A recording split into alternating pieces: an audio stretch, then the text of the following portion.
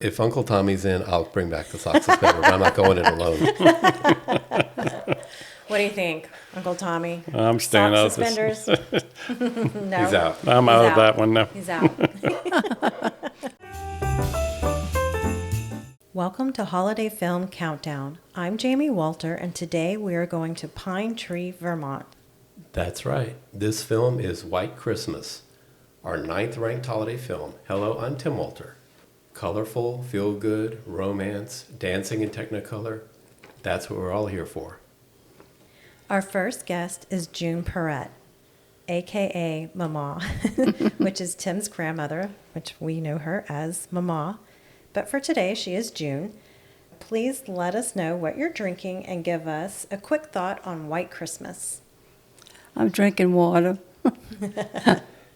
And my quick thought is such beautiful costumes. Mm-hmm. Yeah, all except one. And we'll get to that later when we get to the scenes. Okay. But I agree. Totally agree.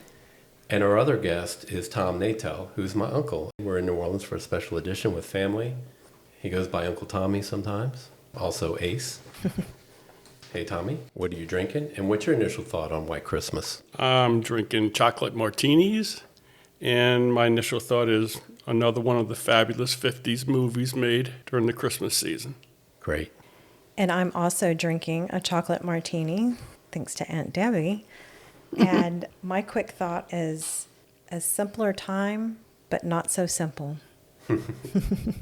Again, chocolate martini here. St. Rock, local vodka. And my initial thought is we're moving through the top 10 now. Serious quality here. Music, dancing, big time stars of the silver screen. White Christmas was written by Norman Krasna and Norman Panama and Melvin Frank. It was directed by Michael Curtis, a 6-time Academy Award nominee and the Best Director Oscar winner in 1943 for a little film that you may have heard of, Casablanca. White Christmas was released in 1954. Primary filming was at Paramount Studios in Hollywood, except for the train station scenes, which were shot at 20th Century Fox. Bing Crosby and Danny Kaye play the leads, with Rosemary Clooney and Vera Ellen also starring. Fred Astaire was originally set to star alongside Bing Crosby, but bowed out and was replaced by Danny Kaye. So, June, what is your history with this film? Just go ahead and tell us, how many times have you seen it? Actually, I have to say I've only seen it twice. Okay. But in the 50s, that was one of the great movies because it had so many stars in it. Yes. You know, unusual. All right, and Tommy, how many times have you seen it? I know you have a history. You were telling me beforehand. What are we looking at here? We've seen it 15 to 20 times. It's one of the classic, original, great ones.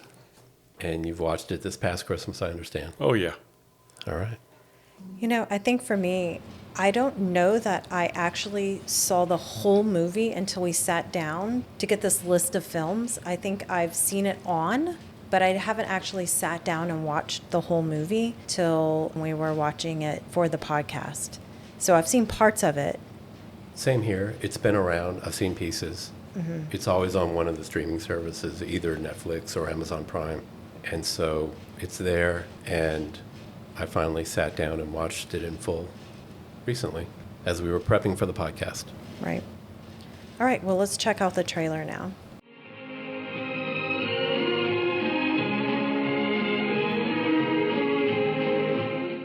The two greatest figures in show business, Bing and Danny, as two ex-GIs who form the perfect partnership.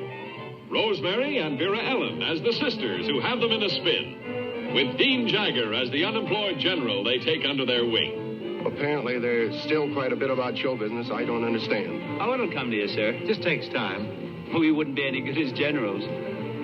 You weren't any good as privates. A wonderful story that will warm your hearts, just as the breathtaking scope of a new screen wonder will widen your eyes. White Christmas in VistaVision.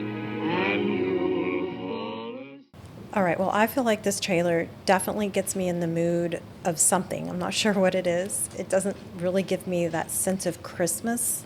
until the end, and it is the White Christmas. But it puts a smile on my face because the music sounds so chipper, and I love the musical acts. It's a little different from nowadays because, again, at the beginning it starts out with just words coming across, and it kind of tells you what it's going to give you. I like that. There's a narration that comes in. So from my opinion, I feel like if I saw this trailer, I would want to see this movie. What do you think, June? Yes, I would too, because I like music and dancing films. Yeah. I mean, even when you're listening to it, I'm like swaying Right. to the music. Right. Well, Irving Berlin did his music, so to have him and the great costumes, I mean, what else do you need? Right. Yeah. You're And star sucked in. and star power.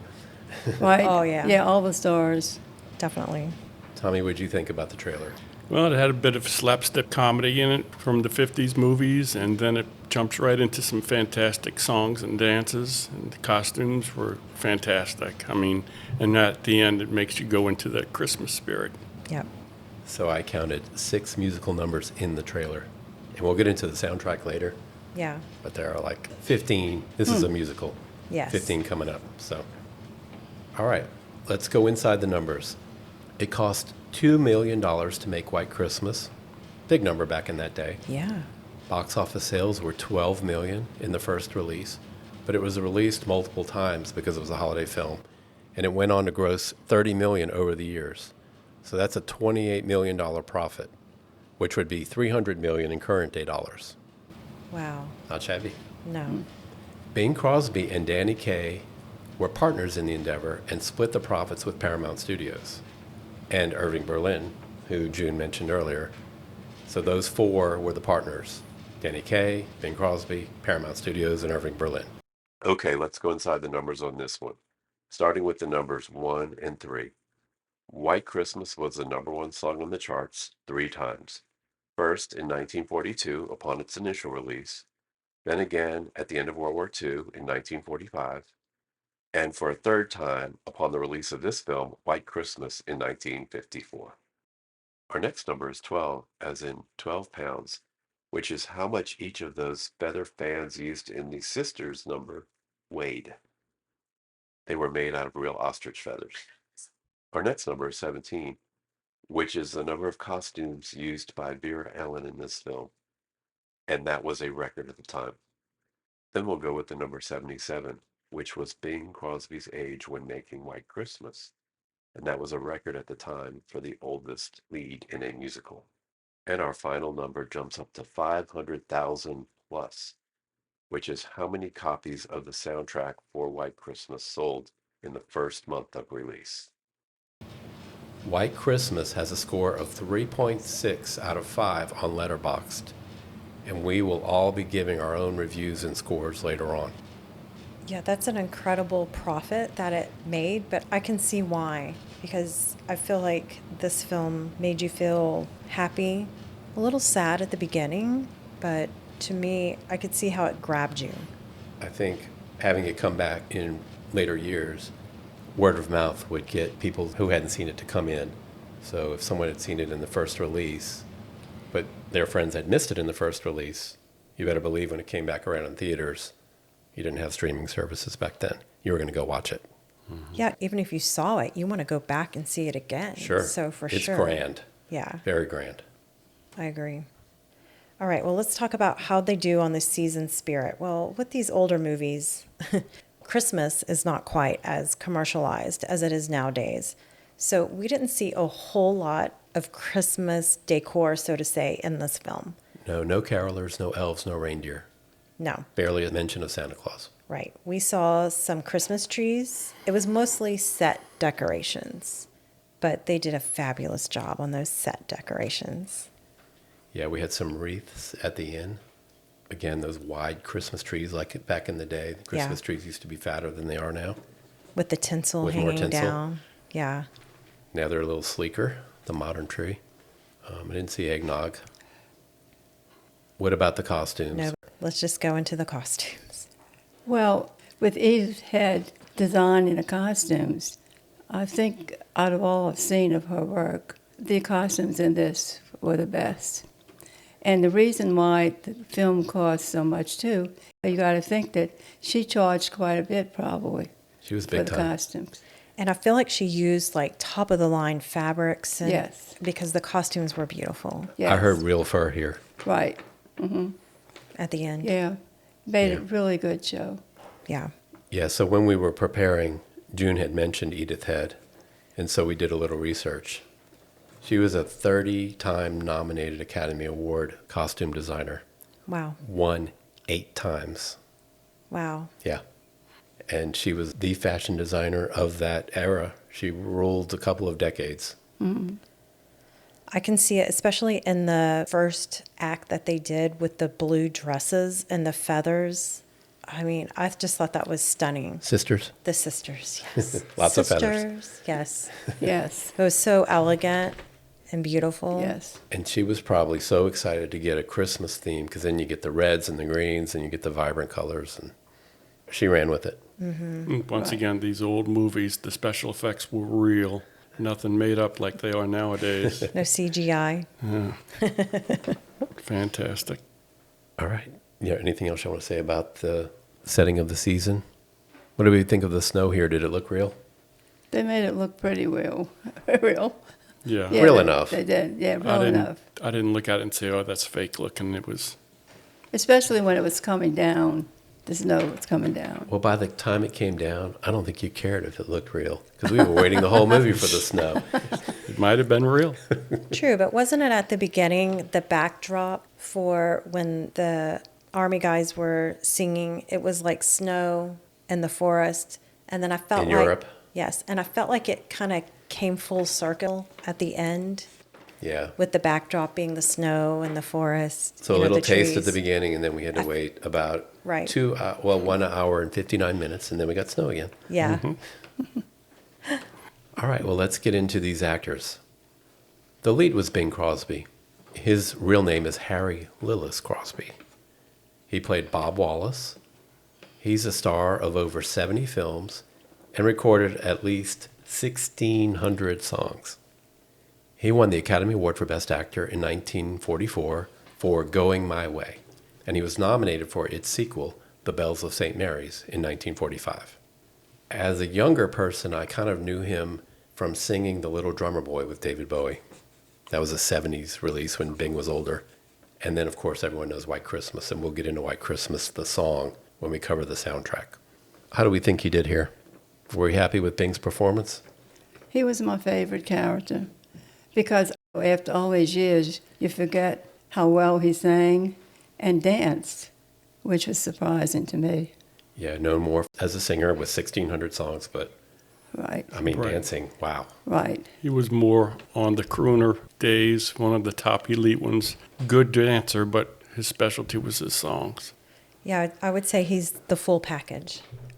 His acting was good. I liked it. Right. He was can likable, sing, too. He can dance. He can do it all. Yeah. I liked him. Yeah. You know, I liked Bob. Well, let's stick with the singing side because his partner in this film, his romantic partner, was Rosemary Clooney. She played Betty Haynes. She was also primarily a singer, just like Bing Crosby. She was only in about half a dozen movies and appeared in a few TV roles. But she recorded over 90 albums, if you include studio, live, compilations, and soundtracks. 90 albums. Wow. Yeah. She had 3 number 1 hits and reached number 10 on the charts with the well-known rendition of Mambo Italiano. We know that song. That's a fun one. Mm-hmm. So what do we think of her acting, her voice, her dancing, her character? Betty. She was very good, too. Yeah. She was kind of the mother hen sister. Yeah. Yeah. She was, but she was one of the elites back in those days, you know? Yeah, the numbers don't lie, right? I mean, wow. The numbers for all of these actors and actresses are incredible. Yeah, she was smooth. Even her name almost sounds like crooner. She's a crooner. Yeah.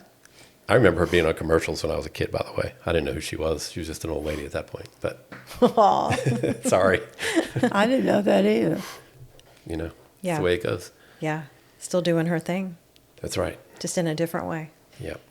All right. So the other gentleman was Phil Davis, played by Danny Kaye. His real name is David Daniel Kaminsky. He was a vaudeville star, renowned actor, comedian, singer, and dancer. He hosted the Danny Kaye radio show in the 40s, but he was most successful for the Danny Kaye TV show in the mid-60s. That show won 4 Emmy Awards, and Danny Kaye was also very active with the USO and UNICEF. Multi-talented.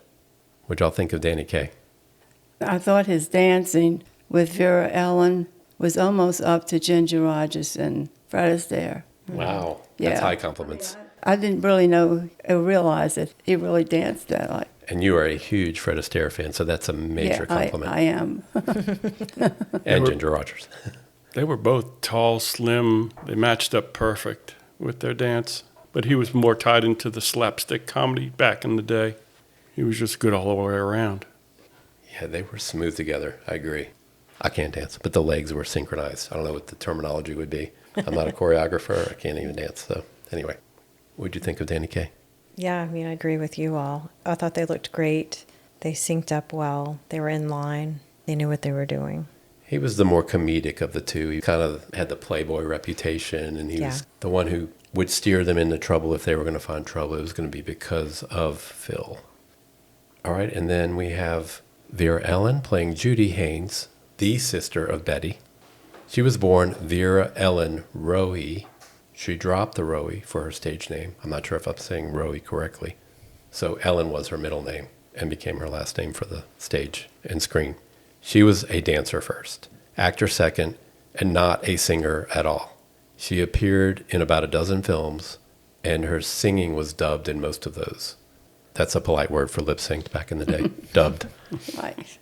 She danced with Doris Day in Childhood Dance Academy, and she wound up retiring young after the death of her only child, who died at 3 months from SIDS. She became kind of a recluse, Yeah. but hell of a dancer. Amazing. Her feet were moving. She was a heck of a tap dancer. I think they did a really great job of dubbing, as you said, her voice, because I really didn't know that until you mentioned that. I thought she was truly singing. She was an amazing dancer, but they did a great job of making her a singer as well. Yeah, I only knew that by researching. Yeah, I wouldn't have thought that. I think that too. You didn't really realize it. She was so elegant, though, just graceful, so natural. She's so petite, and she's so graceful is a great word. The way she just moved across the stage and the way she wore the outfits, she just looked great. She was perfect for the part. You were just hoping a gust of wind didn't come along. That was my main hope. It was going to take Right, her off the stage. right. She was so thin. Especially in a bigger costume. I was like, it's just going to catch her and pull her. True. All right. Do we have any minor characters, or do we have any further comments on Vera Ellen?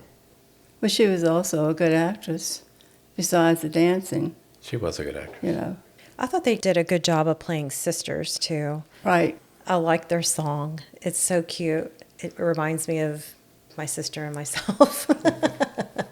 I know Tim will laugh at that, but it's true. We're very close as well. So I just thought the whole act that they had was super cute. It was. And then when Bob and Phil did the same act, what do we think? I guess we'll get into the scenes in a minute. Yes, we will. Okay. Any minor characters or lesser characters that step up who was not one of the stars that you liked on the screen in this one? Well, the general was one of them. Yeah, his Yeah. General Tom. He was good. I liked him. Did you know him from anything else? No. No. He was in war movies. Oh, in real war movies? Yeah. Okay, well, that makes sense. He had a number of war movies. One of the dancers who danced with Vera, Spanish type of looking guy. Yeah, with the slick back hair, kind of like the right. back. He's been in a number of movies that I recognize. I don't know his name, but he's a good dancer too. Yeah, we saw him on the screen when we were previewing, and we weren't sure who he was. And then he was pretty prominent. He was a great dancer. I want to say that, for lack of a better word, the housekeeper. Yeah, or the kind of lady. like. Yes, Yeah. she was in the older movies. And Yeah. she did a really good job of showing up and doing her punchline. Yeah. I felt like. She was always working something behind the scenes, listening on phone calls. And Right. she kind of stirred it all up, didn't she? Yeah, kind of like, the nanny or the housekeeper would know everyone's business.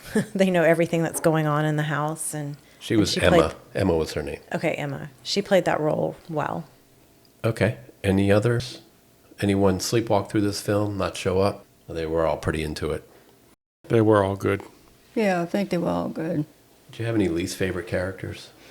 I can't think of any. With Okay, as good. big of a cast it had, but nothing stood out saying, oh, this one was weak. They were good all around. I agree. Yeah, and there wasn't anyone that you like totally hated in this, like just their character. It was kind of like you were No. involved with all of them. It was a happy movie, which they don't make much anymore. I Right. wish they did. Not as many. You have to look harder for them now Right. Yeah. to comb through them. Okay, moving on to the scenes. When I think about it, I think how it starts out kind of somber, where the army guys are there and it's Christmas, and of course they're not with their families, they're in war. And it's sad because even though we hear the Christmas song playing, all of their faces are so long and you can just feel the sadness and almost the emptiness that they're feeling because they're away from their families at Christmas time. It pulls on my heartstrings a little bit with the way it opens up in that first scene. Yeah, it's a great job of sucking you in. Yeah, what do you think about the first scene, June? Just as you said, yeah. But it brought back the time of the war Yeah, and what they went through. yeah. The Christmas song is playing and you can hear bombs. I think Yes. it's supposed to be bombs or shooting going off in the background and you're like, oh my gosh, you know. If you've never seen this movie before, and with that first scene, you wouldn't know it was a dance Christmas type of movie. You think it's a part of a war movie. Yes, I felt like it did a good job of feeling like such a simpler time, but yet so heavy. It felt simple, but yet not so simple because it's in a time of war. So I thought they did a good job portraying that at the beginning of the film. Yeah, you would think that back in those times, they were going to watch it in a cinema, so they're not going to walk out. But if you were watching it on TV, you might think, oh, I don't feel like watching a war movie today. Some people might. Right. They might change the station. Yeah. But Yeah. they were locked in because they were already in their seats with their popcorn. So True. Is there a favorite scene for you, June? It's the last scene. Okay. I mean, you can't beat that scene with costumes and, you know, really, that was it. I'm dreaming of a white Christmas, just like the ones I used to know, where the treetops glisten and children listen to hear sleigh bells in the snow. The costumes were beautiful. I mean, those red dresses that almost look like robes with the fur on the ends were just Oh, yeah. stunning, right? War. Yeah. how about you, Tommy? You have a favorite scene? Yeah, it was before the ending when Bing Crosby went on Ed Sullivan's show and called out the Army group. It was a touching moment. Got you a little bit deep into the movie. Yeah, I agree. How about you, Jamie? What's your favorite scene? I mean, I know I kind of said it before, but I'm going to go back to it. I like when they perform the song Sisters. And I just think, okay, especially at the beginning of the film, it leads me to believe, okay, it's not going to be so heavy and gloom and doom of a war film. This is actually kind of fun. And I really feel like those costumes were beautiful. I loved them. They were. Those light blue dresses with the feathers and the way they went around, I just thought that was just elegant, but yet very cute in a way, kind of wholesome. So I think I got sucked in at that moment. You knew you were in for the full 2-hour ride at that moment. I think I did, yeah. I think that was the moment. Ladies and gentlemen, the Haynes sisters.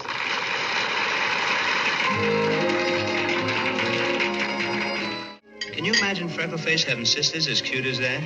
It's incredible. Sisters, sisters, there were never such devoted sisters.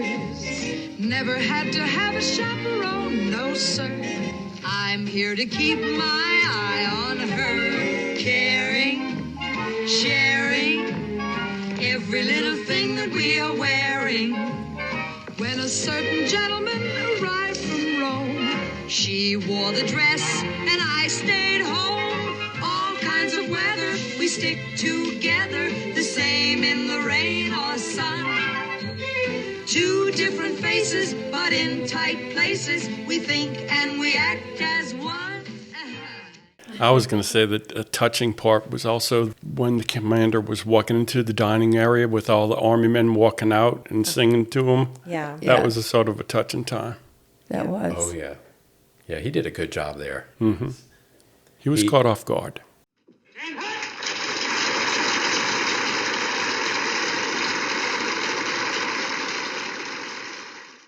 Troops are ready for inspection, sir. I am not satisfied with the conduct of this division. Some of you men are under the impression, having been at NCO, entitles you not to wear neckties. Well, you're wrong. Neckties will be worn in this area. And look at the rest of your appearance. You're a disgrace to the outfit. You're soft. You're sloppy. You're unruly. You're undisciplined. And I never saw anything look so wonderful in my whole life. Thank you all. I like the way he maintained his stern face, but his eyes said, oh, I feel the love of the room, and these guys all came from all over for me. That was pretty cool. Yeah. Yeah. My favorite scene is when Judy was convincing Phil to marry her under false pretense to fool Rosemary Clooney and Ben Crosby, Betty and Bob, to stay together, because that would mean that Judy is kind of flown the coop or left the nest. And so the mother hen, we'll call her Betty, could move on with her life and find her true love and ride off into the sunset. I liked how he was just so, I guess innocent is a good word, like not realizing. She's like, well, I'd need to find someone. And she keeps listing, and he's like, oh, well, where'd you find that at? You know, and she's talking about him the whole time. And he does a very good job playing like he has no idea what she's talking about. That was clever, and I looked around our room where we had a bunch of people watching this together. Yeah. And I just liked everyone's reactions to that. That was slick. Mm-hmm. Clever dialogue there. Whoever put that together, it was enjoyable. And as she slid closer to him each time, saying it could be you and all that kind, and he was sliding away as she kept going closer to him. He moved like 10 feet in that scene. Until he got to the end of the sofa, he couldn't move. He got cornered. I liked how when the landlord was coming at the girls and saying, you know, they burn a hole in the rug or something. Was that right? Yeah, he was trying to keep their deposit. Yeah, he was trying to keep the deposit. And I like how the guys, you know, they really liked them at that time. And so they wanted to take care of them and solve their problem for them. And they did the best they could to solve that problem. But it was kind of funny how he had to give them their train tickets. And yeah, that was an example of Phil being kind of the wild card, where he's like, I like these girls, let's do it. yeah. He kind of got Bob into trouble or near trouble there. Kind of playing outside the lines they a little bit. took a chance, right? They took a chance to do this. And they're like, well, we like these girls, so let's do it. Hey, that's what love's about. It is. You're right. All right, any other scenes we want to mention? I like where then the girls left after their landlord was going after them. And so the guys put on their act, and they're trying to act like the girls, and they roll their pants up. And it's so funny because they actually have sock suspenders on. Right. And, Right. I mean, it was just, you know, they put their little clips in their hair, like, you know, and then they're kind of mocking, but not in a bad way, but in a silly way. So the girls act. Are you pro sock suspender?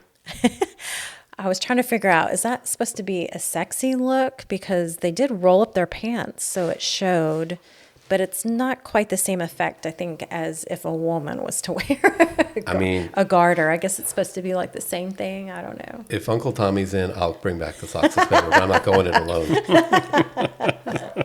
What do you think, Uncle Tommy? I'm staying out of this. Suspenders? No. He's out. I'm out of that one now. He's out. I don't know. I guess it could be a problem to have your socks fall down, just like your... Yeah, I've definitely needed them hosiery. before. I've needed them before. Okay. All right. There you go. What's a lesser scene or one you didn't enjoy here? Anyone have anything in mind? I know you have it, June. I know if she doesn't, I'll say it. Purple dresses, June. Yep. Oh, yes. I don't know why they put that in this movie with all the other beautiful costumes. I never did get what the meaning of the dance was. Yeah. You know? Yeah. And I know Edith Head did the costumes, but Why? I mean, And the dance routine wasn't that special, at least to me either. No. Agree. The costumes were kind of blah. Oh, yes. The color, even, I mean, like purple's yeah. a pretty color, but that purple was not even pretty. No, it was They not were- royal purple. No, it was not. The dresses were very plain. I mean, very plain. They almost looked like maybe a plain nightgown or something. Like, they did not fit in with the other costumes. They looked No. a little like Lululemon. Yeah, maybe, of the time. But did you ever figure out what it meant? I didn't. And just like Uncle Tommy was saying, the dance even was not appealing to me No. at all. No. The dance was blah as well. The music. Yeah. The music, the moves, It was everything. Art Nouveau or something. Yeah. I don't know why they put that in there, but it was totally different from every other dance scene in the film. I think that's clearly the worst scene. We all agree with that. Yeah. I think so. All right. It's good to have something we can all agree on. Another thing we can all agree on. Actually, we're seeing eye to eye on this episode, aren't we? Yeah. All right. Quotable lines. Does anyone have any quotes they want to recall? I like if you eat before you go to bed, it drains the blood from your head. When she was saying that she couldn't sleep, was it Betty? Yeah, Betty couldn't sleep because she was anxious inside, probably because of love. And so Judy's telling her, well, I know there's some milk and some sandwiches in the, I don't know what room she called it, but there was a room that they went to, remember? And she's like, if you do that, it'll drain the blood in your head and you can sleep. Only because she was trying to fix her up with the guy, right? Yeah. I thought that was so funny. It'll drain the blood in your head. I have one. It's Major Tom to Bob. And he says, never kid a kidder. And that's when he was reading that letter from Washington, telling him he was too old to rejoin the army. He kind of had that wisdom. And then another one was Betty, when she was talking to Bob, kind of being passive aggressive. And she said, you shouldn't mix fairy tales with liverwurst and buttermilk. I have no idea what that means. I still haven't figured it out. Well, there's no I mean, it's no match there. I mean, it's The only one scene that I remember is when he was reading a piece of paper and holding it out, and he said, I feel like I'm playing a trombone. Oh, yeah. Because he was moving the paper back and forth. Oh, he needed reading glasses. He was farsighted. Right, Yeah. right. I'd never heard that expression before about, needing your reading glasses. Yeah. Well, Emma, the housekeeper, right? Mm-hmm. She said, like any decent housekeeper, I listened on the other phone when she was talking about how she got her knowledge. I think that's so funny because she's just coming clear and being totally honest with how she knows the information she knows, even though she knows she shouldn't have done that. She kind of probably saw that as her role. Right? It's her role She's to know proper. everyone's business. She's a proper housekeeper or innkeeper or whatever she was. Okay. All right. One question I had was, it was interesting when they were searching for the train tickets, and obviously they didn't have them because they gave them to the girls. But he said, I left the tickets in my girdle. So I was curious about that because I don't really know. Now, I know women have been wearing girdles for a very long time to have a slimmer physique. But do men, is a man's girdle the same thing as a woman's? Am I making your stomach smaller or hips smaller? I mean, I don't know. Was that a thing for men to wear girdles, or is that another piece of clothing? I know they wore something to keep their stomach in. Okay. Forget what they call that. I guess it's a girdle. Yeah, but I don't think Danny Kaye he was more of the comic. So I think he just said that in a comic way. Okay, got you. It wasn't a serious way. Correct. I took it serious. I was like, really? Men wear girdles too? Yeah, their other old army friend could have used one, the one who couldn't fit his pants on. I'm not saying, some of them could Right. have used it, but I was just like, oh, okay, wow, that's interesting. Bob was good. Okay. All right, so we're on the moral of the story. This is a hard one for me. I'm thinking like love let them conquers all. What do you think? What do you think the moral of the story is of White Christmas? Well, certainly when they got all of the servicemen to come to keep the inn alive, that was my thought. Yeah, it sort of tied into that we're all family type of atmosphere. bring them all back together again to help out the captain. Yep. That's what I saw too. Loyalty. Loyalty, yeah. They were appreciative of how good a leader he was in the war. Yes. And they weren't going to forget that. They weren't going to leave him in a bad spot. Right. But also the overarching theme of love Yeah. and some joy for the special holiday too. It was subtle here, but still some recognition that the holiday is special and that that's a time when everything comes together with all the army buddies, the revival of the inn, and the snow finally falling. Yeah. Definitely the holidays brings in a different kind of spirit that we're supposed to have all year long, but sometimes it allows us to stop and really think about it. Okay. All right. This is a tricky one. Hot takes. Do we have any hot takes here? Anything that goes against the grain? This was a pretty, I'm not going to say predictable, but a pretty by the book movie. So, does anyone have any hot takes? I have a sort of one. All right. So, I'm going to say that that purple dance that we didn't like was a precursor for the 1960s and a shift in our culture. Someone saw that coming because you think the 50s, after the war, very family-oriented world, everyone having children, moving to suburbia, and things changed a little bit later, 10 years later. And so, I don't know but hey, just a thought. Huh, that's an interesting take. I could understand that part. It was a slapstick movie from early in the 50s with song and dance, and then they throw in this wacky dance toward the middle of the end with the purple outfits. That was sort of a beatnik type attitude from the 60s. Beatnik's the word. There you go. Mm-hmm. We might have seen the beginning of the beatniks right here. Mark 1954. All right. Well, the parent guide, they didn't have a rating back, in the day. It would go and they would show it and it would either be approved or not approved to be played. And obviously this one was approved, and to me, I feel like that was appropriate. I mean, there's nothing in it that wouldn't be appropriate for really any audience. No. I mean, Nope. We'll have to say that tonight in watching this film, we had people of all ages here. I mean, from 4 years old to 93. on up to 93, and all in between. We had 18-year-olds. We had some 50-year-olds. We had some 40. I mean, we really represented here well, and everyone kind of stopped and enjoyed it for a little bit, even our little 4-year-old.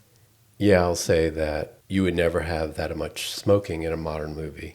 True. But back then, not 4-year-olds, but 8-year-olds would start smoking in some parts of the world, and certainly in their teens. So, and it's interesting. That didn't stand out a lot to me, which in some of the older films, it does stand out to me because we don't see that too much anymore.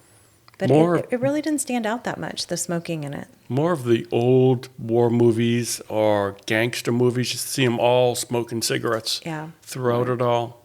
Yeah, Not as much this one. No, there was that one just party. a little. Remember that one party, that elegant party? And I was like, that looks like a great party. And then I saw a lot of smoke flowing through the room. And I was like, that'd be tough. Huh. Well, I know that June likes to put on good parties. And it kind of reminded me of some of the parties that you've thrown in the past that I've been able to come to and partake in. So, of course, there was no smoking, but it was a much later date and time. But I don't even remember seeing a lot of smoking. That's interesting. I didn't pick up on it. One part I would say is when you have a movie like that and you can watch it 15 to 20 times without thinking twice about wanting to see it again and again and again, but yet nowadays movies, how many do you find that people are going to watch it 10 or 15 times? They might watch it once or twice. Right. But these old classics are timeless. Right. Totally agree. And the whole family can look at it.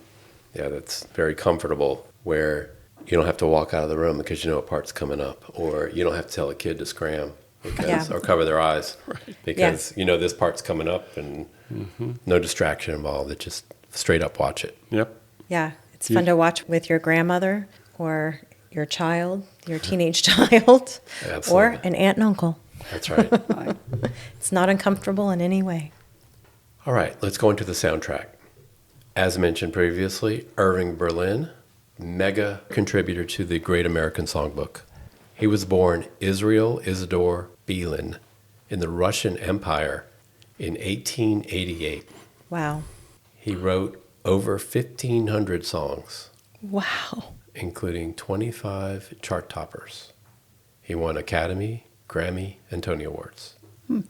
Per George Gershwin, Irving Berlin was the greatest songwriter of all time. He lived to be 101 years old. He died in 1989. Some of his other songs were, from films anyway, Putting on the Ritz, There's No Business Like Show Business, Anything You Can Do, I Can Do Better, and, get this, God Bless America. Oh, Wow. wow. Yeah, I mean, that's a career. So, and of course he wrote White Christmas, which debuted in the 1942 film Holiday Inn. Then they decided, hey, let's make a full movie out of it 2 years later. Bing Crosby was also in that film, by the way. So how do we think Irving Berlin did here? I think we had 18 songs in this film. Sisters, as mentioned previously, Mandy, and then some about the war. I didn't note them all. What do we think of Irving Berlin here? Oh, I think he was a great songwriter, you know.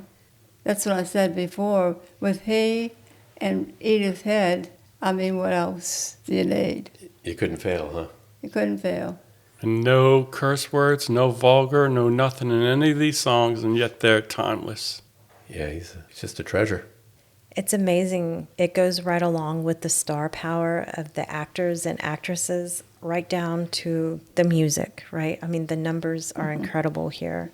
And no wonder why The Prophet is so great, because it's like the best of the best. And it was great to hear that he shared in the profits on this film. He deserved to. Yeah. I mean, oh, yeah. Yeah, behind the scenes. He wasn't on the screen, but he made it happen. Oh, but the music was just, I mean, it was the film almost. It was written to the story so well. Yeah. If you listen to the words. I'm not a real lyrics person, but if you listen to the words. Right. I usually like the melody. Sure. But here you could understand the words, and they went with the story so well. And like I said, 17 or 18 numbers here. Yeah. Fun to listen to. Definitely. I'm sure they were fun to sing for the people who know how to sing. Yeah. Any other comments on the soundtrack? What do y'all think of White Christmas? It kind of makes me want to look at it again soon. There we go.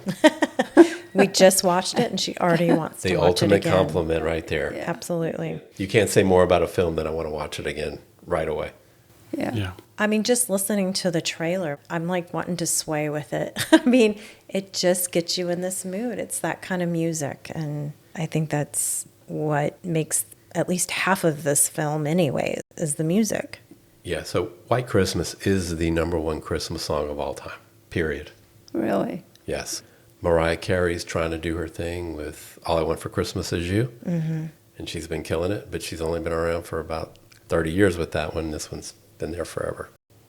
Rating this film from 1 to 5, 5 being the best, what would you rate it and why? And let me mention that it's a 3.6 on Letterboxd out of 5. I would rate it 4.5 because there's only one scene in it, and it was with the purple dresses That you didn't like? that didn't fit in with it. That's a 0.5 deduction for that scene. All right, and that's about where I thought you'd put it. You did? Oh, yeah. And Tommy, where would you put this film? It's one of the all-time classics. It's in the top 10 for all the Christmassy attitude that it puts you in. It's got to be an easy 5. And whoever thought of that 3.7, or Right. did they really watch the movie? That's all I got to say. 'Cause All right, I love it. Yeah. There's your hot take right there. Yeah, really. All right, I'm going to go with 4 straight up. I mean, it's great. The only reason why you might not get into it is if you don't like musicals, but I mean, the music was great and I loved this film. But again, there are a couple of scenes that, especially the purple dress scene, that I didn't like, but for the most part, it's a strong 4 for me. Yeah, I'm going to go ahead and kind of split the difference. 4.2. Okay. Solid. Top 10 here. Rewatchable. So well made. Yeah. And by the way, the Paramount Theater in Austin shows this film every December. There's a rotation of holiday films. Yep. This one doesn't rotate. It's locked in. So I'd like to know who and what year was it rated 3.7? So there's a social media platform called Letterboxd where people can create an account and all the users plug in their scores. And so it's an average of a bunch of 3.5s and 4s and 4.5s. Is that from this year? All time. All time. So it just keeps accumulating. I don't know why this one is where it is.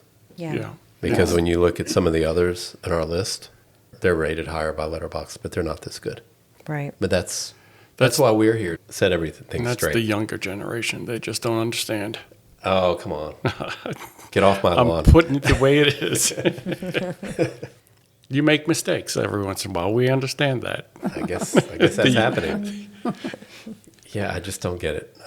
Because honestly, the older films tend to be up there. We have a lot of 40s movies in our countdown. Yep. That are 3.9s and 4.0s and 4.2s. Mm-hmm. I don't know how this one is below all of those. And you put the three things together.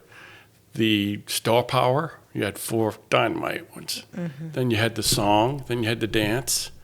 The costumes. Costumes, elaborate all the way. Yeah. Pretty much unbeatable. Yeah, I agree. So, June, who would you recommend this film to and why? Who would you tell to go watch this? Well, I guess I would, when they're old enough, my great-grandchildren. Mm-hmm. Yeah. Right now they're too little. Right. But, let them see how it used to be. Mm-hmm. You know, that's what I like about the old movies. I mean, even my granddaughter, when I told her how we lived in those times, mm-hmm. she said she could not believe it. You know, it was so different. Plus, they could catch some good catchphrases from this they could use in their real life. Right. So one of the terms they used in the film is, don't be a weirdmobile. I don't know if that I don't know what that means. I have no idea, but I'm trying to use it in the real world. Anyway. Okay. Tommy, would you recommend this film? And if so, to whom? Gosh, I watch it every year. Anybody who comes over my house during Christmas time is going to see this on TV. So I'd show it to anybody, anywhere, and anytime. Love it. I agree. I mean, I could pretty much recommend it to anyone. I think if I know someone who loves musicals, I'm like, oh, you got to see this if you haven't already, because it's a great musical film. But really, anyone. Yeah, I'm going to say if you liked Meet Me in St. Louis, another musical in our countdown, mm-hmm. get on this one. Because, again, that was one of these colorful films with big star power. You'll love this one. Yeah. So, June, what is your favorite holiday film? I think that would be it. I love it. You know, that's what you said. That would be it. Go no further. We're here. You've arrived. This is it. White Christmas. That's why you're here. I'd be shocked if it was anything else. You would. Yeah, I can just tell by the cover of the DVD. Yeah, I mean, it had everything in it. Yeah. That was Christmas. Right. Especially at the end. Yes. Mm-hmm. And Tommy, what's your favorite holiday film? Yeah, you're trying to lock me down into one, and it doesn't work like that because there's too many great ones out there. You got to put in It's a Wonderful Life or Miracle on 34th. Some fantastic movies, and there's a whole bunch more back in those days that are just as good. All right. So if you're being cast to an island, I'm watching all three. and you can only reach that one case on your way out the door, which one you taking? Alter one every other year at the same. They're all three fantastic. He can't do it. I can't Okay. do it. That's Can't do cheating it. somebody out of something. All right. All right. Well, when you say cheating, we'll move on. That's great. Okay, I can't push any farther. All right. June, would you like to promote anything at this time? Anything? Anything. I guess in Mardi Gras, because I was so involved in it. Yeah. And it's a fun time of the year for the whole family. And how were you involved in Mardi Gras? Well, I had a Mardi Gras business for about 9 years. Mm-hmm. And then a few years went by when Debbie went into the business, and I helped her for the next 12 years. Yeah. And you were doing costumes for Mardi Gras? Costumes. Beautiful costumes. Yeah, some of the top in the line. And that's why you can pick out the beautiful costumes in this film. Well, yeah, I guess can appreciate I it. favor it. Yeah. You can Yeah. appreciate the work that goes into those costumes, Oh, yeah. right? And they all fit, didn't they? Oh, they fit. They had to fit. They fit those little bitty waists. They had to fit. And Tommy, is there anything you'd like to promote? Family gatherings are one of my better times of the year. Thanksgiving family, Christmas family gatherings. They're one of the best memories you keep. Wonderful. True. Very true. All right. Thank you for joining this discussion of our 9th ranked film, White Christmas. Please like, follow, and comment on this podcast. Yes, please share and spread the word about Holiday Film Countdown. Thank you, June and Tommy, for joining us. And thanks to all our listeners. Next week, we're moving on to our 8th ranked holiday film, which will take us to Los Angeles.